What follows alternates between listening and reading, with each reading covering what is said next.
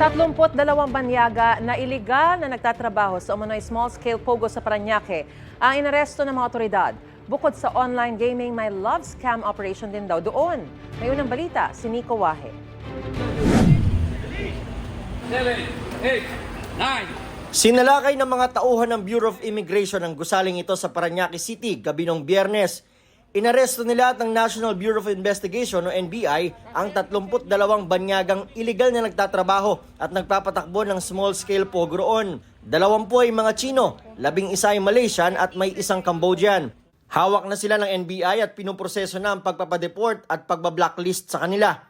Nadiskubre ring bukod sa illegal na online gaming, may love scam operation din doon. Paiibigin daw nila ang mga biktima bago hikayatin mag-invest sa cryptocurrency pero scam lang pala. Nagpapanggap po sila ng mga babae. Meron po silang parang mga studios na kunwari ito ay kanyang kwarto habang nakikipag-usap po sila doon sa kanilang mga biktima. Posible raw na ang mga dayuhan ay kasama sa mga dating malalaking pogo na tigil operasyon dahil sa pogo ban. There are still a lot na nagtatago sa mga smaller areas. Ngayon, ang ginagawa nila doon sa mga gated communities, sa mga condominiums, na hindi basta-basta napapasok ng law enforcement.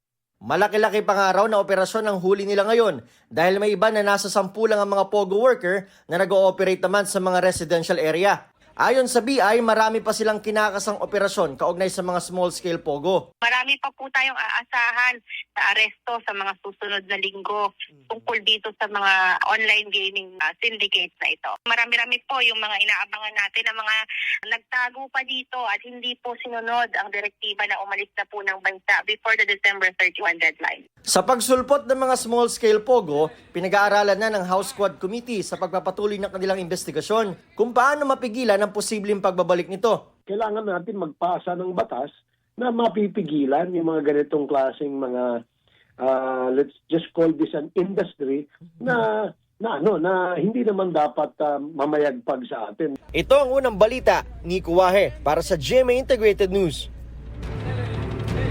Gusto mo bang mauna sa mga balita?